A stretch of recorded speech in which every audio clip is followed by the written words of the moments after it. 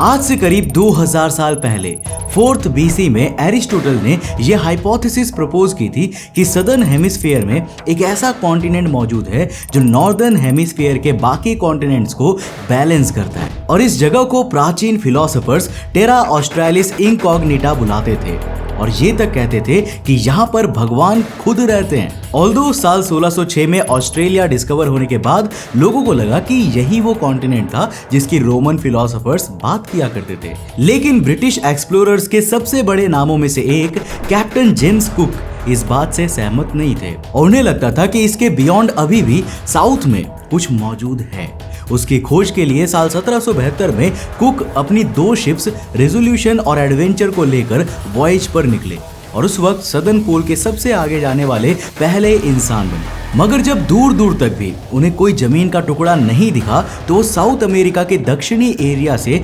वापस अपनी home country जाने के लिए पलट गए और यहीं पर हुआ वो हादसा जो इतिहास बन गया। जब कुक इस रास्ते से गुजर रहे थे ना, तो मौसम और पानी का बहाव अचानक से इस तरह का हो गया जैसे कोई तिलस्मी शक्ति उन्हें वो दरिया पार करने से रोक रही हो। कुक को लगा कि वो बाहर नहीं निकल पाएंगे, पर फॉर्चुनेटली वो उस पैसेज से बाहर निकल आए और उसके बाद फिर कभी भी उस रास्ते दोबारा नहीं गए। अब ये रास्ता ना बाद में बहुतों ने अपनाया, पर इसे कोई भी पार नहीं कर पाया। लेकिन सवाल यहाँ पर यह आ जाता है कि आखिर वो कौन सी शक्ति है जो समुद्र के इस भाग से जहाजों को पार होने नहीं देती थी, और वो रूहानी शक्ति आखिर बाहरी दुनिया से क्या छिपाना चाहती थी। वेल, आज की इस वीडियो में हम इसी के बारे में बात करने वाले हैं। तो हेलो गाइस, मैं हूं कौशिक और चलिए शुरू करते हैं एक और नए एपिसोड को।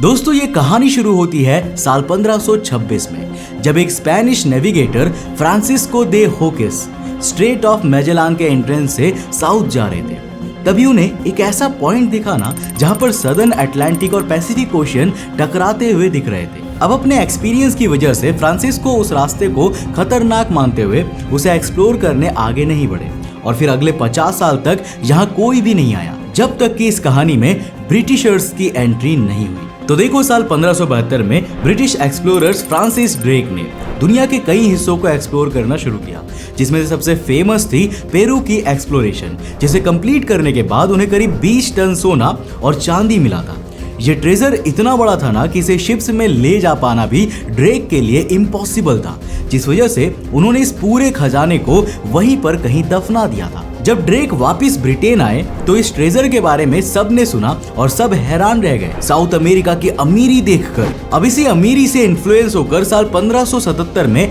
एलिजाबेथ द फर्स्ट ने फ्रांसिस ड्रेक को ऑथोराइज किया कि वो साउथ अमेरिका जाकर उसके कोस्टल एरियाज को कॉन्कर करे, उन एरियाज की प्रीसियस चीजें खासकर सोना चांदी लूट ले और वहां मौजूद एलिजिबल लोगों को स्लेव ट्रेड के लिए भी इस्तेमाल करे। मतलब मोटा मोटा ब्रिटिशर्स अपने औकात पे आने की बात कर रहे थे। अब रिपोर्ट्स इवन ये तक स्टेट करती है कि एलिजाबेथ ने ड्रेक को ये स्पेशली कहकर भेजा था कि उसे उन एरियाज को एक्सप्लोर करना था जिसको ब्रिटिश एम्पायर रूल कर सकता था, जिससे आप मान सकते हैं कि ये ही वो पहला एक्सपीडिशन था जिसका पूरा मकसद सिर्फ और सिर्फ कॉलोनाइजेशन ही था। Now as instructed by queen, ऐसा हुआ भी जब दिसंबर 1577 में फ्रांसिस 5 जहाजों के साथ ऐसे मिशन पर निकले जिसे नाम तो दिया गया था वॉयज ऑफ डिस्कवरी का, मगर सीक्रेटली इसका काम ग्लोबल डोमिनेशन शुरू करना था। अब अमेरिकन पैसिफिक कोस्ट के लगभग सभी टेरिटरीज को लूटने और कैप्चर करने के बाद किसी न किसी कारण से ड्रेक को अपनी 2 शिप्स को अबेंडन करना पड़ा,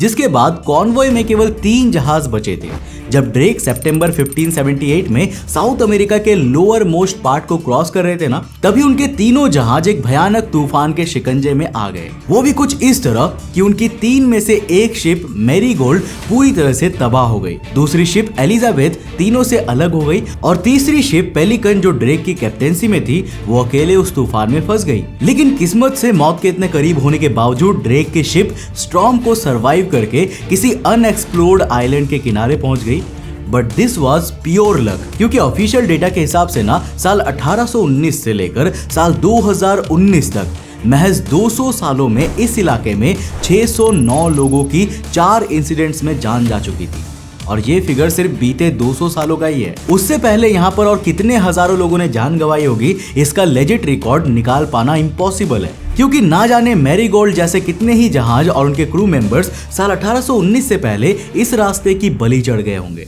ना ऑफिशियली इस रास्ते को फेमसली रिपोर्ट करने वाले सबसे पहले शख्स फ्रांसिस ड्रेक ही थे, जिस वजह से इस इलाके को ड्रेक पैसेज कहा जाता है। बट द क्वेश्चन इज क्यों? जब दुनिया का 71% पार्ट केवल पानी से ही भरा हुआ है, तो अंटार्कटिका और साउथ अमेरिका के बीच लाई करने वाले सिर्फ इतने से एरिया में जहाज डिस्ट्रॉय क्यों हो जाते हैं? वेल, इसका कारण बहुत ही बेसिक साइंस और जियोग्राफी है। दरअसल ड्रेक पैसेज वो पॉइंट है ना जहां पे अंटार्कटिका की साइड से आने वाली सदर्न ओशियन की कोल्ड वाटर वेव्स पैसिफिक और अटलांटिक ओशियन की वार्म वाटर वेव से टकराती है, जिनके कोलिजन से मल्टीपल जगहों पे एडीज बन जाती है, जिन्हें आप आसान भाषा में भंवर की तरह भी मान सकते हैं। नॉट ओनली दिस, इस जगह पर बहुत हार्श और हाई स्पीड विंड्स भी चलती है और ओकेजनल स्टॉर्म्स भी आते जाते रहते हैं, जिस वजह से यहाँ फ्लो होने वाला वाटर करंट ना सिर्फ इतना तेज होता है कि उसे हर कोई अच्छे से पास नहीं हो पाता, बल्कि यहाँ बनने वाला भंवर भी कुछ इस तरह का होता है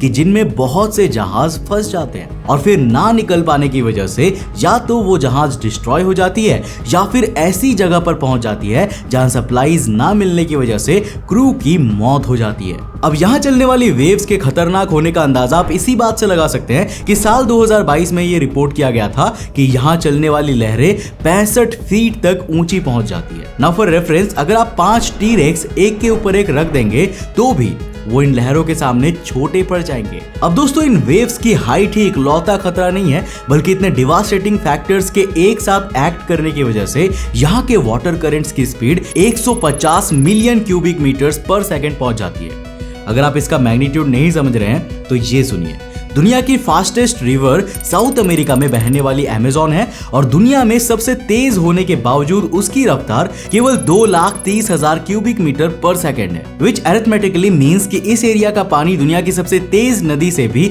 652 गुना ज्यादा फास्ट फ्लो करता है। और यही वो कुछ कारण है जिस वजह से इस एरिया में जाना मौत को दावत देने के बराबर होता है, न सिर्फ वाटर व्हीकल्स के लिए बल्कि एयरक्राफ्ट्स के लिए भी, जिसका सबसे रिसेंट एग्जांपल है साल 2019 में चिलियन एयरफोर्स का लॉकहीड C-130 हरक्यूलिस एयरक्राफ्ट, जो अननोन रीजन की वजह से ड्रेक पैसेज में क्रैश हो गया था और उसके क्रू मेंबर्स और बाकी सबका क्या हुआ ये आज तक पता ही नहीं लग पाया। अब दोस्तों, आज के समय में तो फिर भी काफी कुछ सही है, मगर पुराने समय में साउथ अमेरिका की 2 कोस्ट लाइन्स में सामान पहुंचाने के और पैसिफिक और अटलांटिक ओशियन को कनेक्ट करने वाले केवल 2 रास्ते थे। एक तो था स्ट्रेट ऑफ मैजेलान यूज करने का, जो कि साउथ अमेरिका के सदर्न मोस्ट पार्ट से बस थोड़ा ही ऊपर था, और दूसरा था ड्रेक पैसेज, जिसके बारे में हम आपको काफी कुछ बता चुके हैं। अब देखो, प्रॉब्लम ये था ना कि ये दोनों ही रास्ते इक्वली इतने ज्यादा खतरनाक थे कि इनके भरोसे किसी भी ट्रेड को अंजाम देना हमेशा एक जुआ ही बना रहता था, जिस वजह से एडमिनिस्ट्रेशन को नीड पड़ी एक आर्टिफिशियल पैसेज की,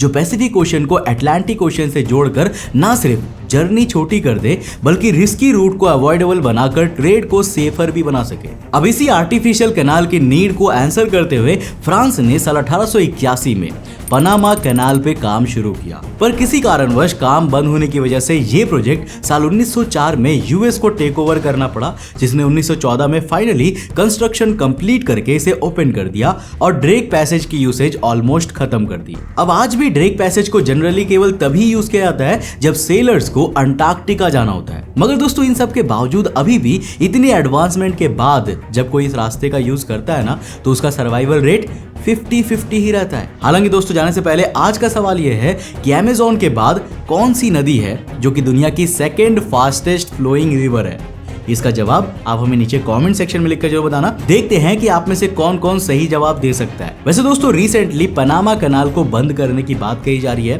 लेकिन सवाल यह है कि आखिर वो कौन से कारण है जिसकी वजह से पनामा कैनाल को आज बंद करना पड़ रहा है। वेल, अगर आप इसके बारे में एक डिटेल वीडियो देखना चाहते हो ना, तो नीचे कॉमेंट सेक्शन में लिखकर बताना। अगर आपके कॉमेंट ज्यादा हुए तो मैं डेफिनेटली इस पर एक वीडियो लेकर आऊंगा। अगर आपको वीडियो पसंद आया तो इस वीडियो को लाइक कर देना और अपने दोस्तों के साथ जरूर शेयर करना, और उन दोस्तों को जरूर भेजना जिन्हें अंटार्कटिका जाना है ड्रेक पैसेज का यूज करके। अगर आप नए चैनल पे तो चैनल को सब्सक्राइब करने के साथ साथ नोटिफिकेशन बेल ऑन कर देना। अगर आपको ये वीडियो पसंद आई ना, तो दोस्तों आपको ये वाली वीडियो भी डेफिनेटली पसंद आएगी, जिसमें हमने बात किया है एक ऐसे जहाज के बारे में जिसको एक्सपेरिमेंट की मदद से पूरा का पूरा गायब कर दिया था। इस एक्सपेरिमेंट के बारे में आपने जरूर सुना होगा। इस एक्सपेरिमेंट को नाम दिया गया था फिलाडेल्फिया एक्सपेरिमेंट। लेकिन आखिर ये एक्सपेरिमेंट कितना सच है और कितना झूठ, इसके बारे में बताई गई बातें क्या वाकई में सच है या नहीं, जानने के लिए इस वीडियो को जाकर देखो, आपको बहुत ज्यादा मजा आएगा। मैं मिलता हूं नेक्स्ट एपिसोड के साथ, तब तक के लिए बाय, जय हिंद।